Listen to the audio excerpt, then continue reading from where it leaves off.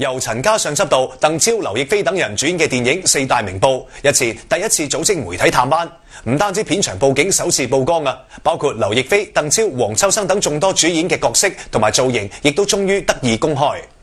電影《四大名捕》已經喺浙江象山影視城開拍2個幾月，因為之前嚴格嘅保密工作，除咗主創陣容，外界對於呢一部電影幾乎一無所知。而今次嘅媒體探班，劇組唔單止開放咗多處嘅拍攝景地，鄧超、劉亦菲、鄭中基等多位主演嘅角色同埋造型，亦都得以首次公佈。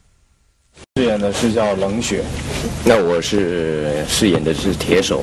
我演的這個吳晴也是在生活府裡面被養大的。我叫追命，然後是負責跟蹤。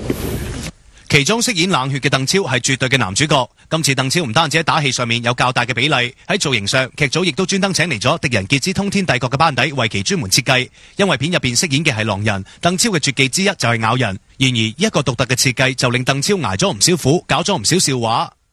經常咬着自己，你知道嗎？經常咬破，因為我那個有個那個假牙嘛，然後假牙套在我的牙上面，然後我閉着的時候就是像一個龅牙。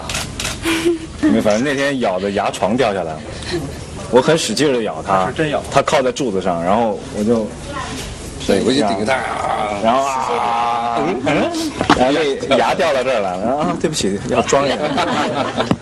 同鄧超需要咬人一樣，片入邊嘅女主角劉亦菲亦都遇到唔少嘅挑戰。同以往清純美麗嘅角色唔同，作為四大名捕入邊唯一嘅女捕頭，劉亦菲扮演嘅無情唔單止十分兇狠，而且仲需要坐喺輪椅上使用暗器。是個殘疾人，然後武功暗器都挺有兩套的。像你有感情戲嗎？鄧超跟劉亦菲兩位？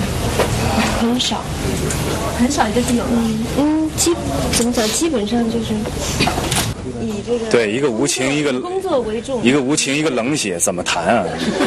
據了解，除咗4位主演，影片仲有黃秋生、江一燕等唔少明星加盟。目前四大名捕喺象山影視基地嘅拍攝任務已經基本完成，即將喺5月轉向橫店繼續拍攝。